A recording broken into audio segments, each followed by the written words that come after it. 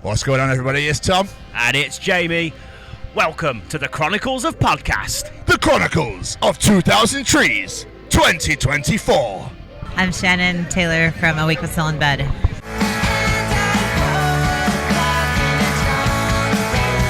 Perfect. It's an absolute pleasure to have you. Thank you so much for joining us. We appreciate it massively. Yeah, thank you. How's your Thursday been so far? It's been good. It was mostly just we got in, we kind of got situated, and then I played. I didn't really get a chance to go do anything, but I just warmed up and got ready, and I just played. I just got off the stage, so it's been good. It's been fun. It was fun to play. Excellent. I mean, you've got the sun as well, which is absolutely unbelievable. Because in the UK, it was meant to be horrible weather all day. So. Oh yeah. I was surprised. I thought it was going to rain all day. So, really glad that didn't happen. Yeah, absolutely. How was the set? It was good. We did a little thing where we had we're on tour with a band called Your Arms in My Cocoon. Yeah. And we had them. They're not on the festival, so we had them play a song during our set. It was really fun, and then they all kind of came on and played on the next song with us, and it was really fun. Yeah, that's amazing. It was fun. I love it. So for festival shows, that sort of thing, do you change the set list up accordingly to how you would an Away Bustin' in Bed kind of show itself? Definitely. We if it's a show that's just where we're headlining or we're a prominent act or whatever, we'll typically kind of structure the set list in a way to make it more like a immersive thing that for someone who's a fan of the band will go in a wave kind of mood to come in, and for festivals and things where we're opening slots and things like that, where we're trying to be a little bit more immediate, we'll change it. So for example, we put all the slow songs at the end, or we have a lot of songs that start off slow and quiet and get loud, and then and so we put one of those songs at the end, and we started that with all of our fast songs, so that people would be like, oh, this band plays fast music, they're not just gonna bore me into tears. I'm sure it didn't happen. I don't think so. Yeah, we only played one slow song, so that's kind of the thing we do at festivals. We try to play the fast songs that are more upbeat, got your attention. Makes sense. So, as a festival, as a podcast, we are ambassadors of the Sophie Lancaster Foundation. Okay. Are you familiar with the foundation? I wasn't until the email that you guys sent me. So I read up a little bit. Honestly, I didn't do a lot of reading, but I read a little bit about who that was. Yeah. So now I'm a little bit more familiar. It was my understanding is that there was somebody who was murdered, and then her mom started the foundation. Yeah. Is that correct? And then I think her mom passed away as well. Yeah. Yes. Okay.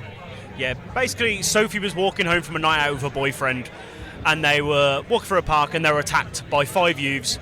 And Sophie never woke up from the coma she was put in. And and it was all because she was a goth. That was it.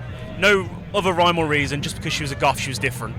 So what we're trying to do is talk to people while we're here today and find out, have you ever been treated differently or stereotyped because of the music you listen to or the way you dress, whatever it may be? Yeah, I mean, it's interesting because the answer feels obviously yes, but I live in California and no one really cares. I intentionally surround myself with people who don't really care about that. I work at an all-vegan coffee shop where the owner is in a hardcore band and is and you know what I mean, and so everyone who works there is either a punk or a weirdo, and so we all I look kind of more normal than a lot of my coworkers do. So it's great. I mean, I love it. I love that, and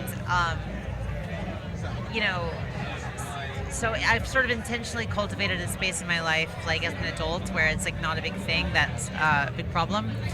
But I mean, I grew up in Texas. I'm from Mesquite, Texas, and I don't expect you to know where that is. Nope. But so growing up, definitely I got stared at and things like that a lot. Yeah. So it's really sad, the story of the girl. It really is. And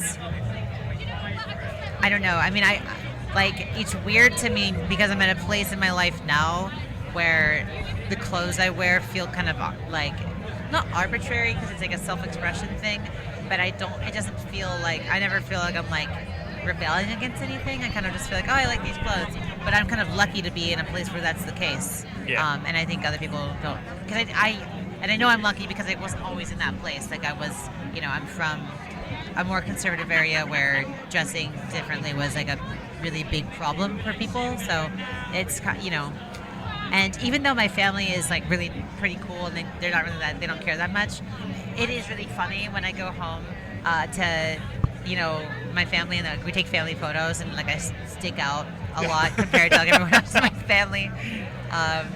So like, yeah, I guess what I would say is I have the experience, but it's sort of like a distant memory. I feel like, to be honest, it's not a thing I super experience. Like I don't really feel like anyone's really like treating me differently because of the way I'm dressed in my current life. But if they are, I'm not noticing it. So maybe, there you go. Maybe it's happening and I just don't give a shit. Oh, sorry. Am I allowed to swear? Yeah. Best way to be.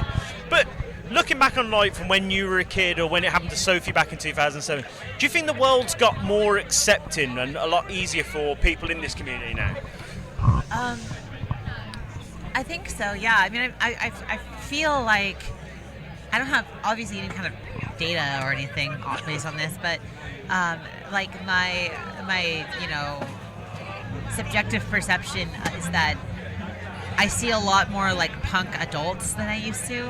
I feel that I do. Like I see people with like a bunch of tattoos, working a job, and they're like, covering up their tattoos with like a shirt. You still see them going through like their hands and stuff like that, and they still like are able to get jobs. I feel like it's more and more like accepted or less and less stigmatized, I guess I'd say, like for someone to work in a professional field and have like piercings and have colored hair and have like tattoos and wear all black or something like that. Like I'm seeing a lot more like punk people kind of being integrated into sort of professional. That sounds nice. Integrated into sort of more professional quote unquote spaces or whatever. So I think so. Yeah. I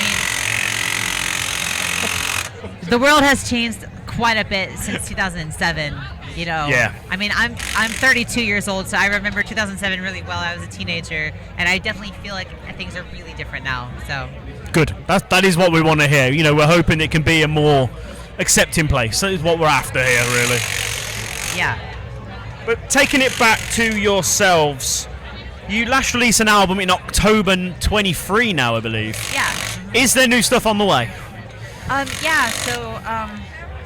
Yes, I'm working on it with the bands. We've had a really busy touring schedule since the album came out, trying to promote it and stuff like that. So we haven't had a lot of time to sit down and write, but we're going to be doing that. I think basically when we're done with this tour, that's going to be when we switch gears to writing. We'll still probably play some shows here and there, but definitely going to focus a little bit more on writing. Yeah, we don't have anything like recorded or anything yet, if that's the question, but we've got a couple of things we're planning. So beautiful, amazing. Thank you so much for taking the time out to talk to us. It means the absolute world. Yeah. Enjoy the rest of your weekend. Oh, thank you guys. Enjoy this weekend.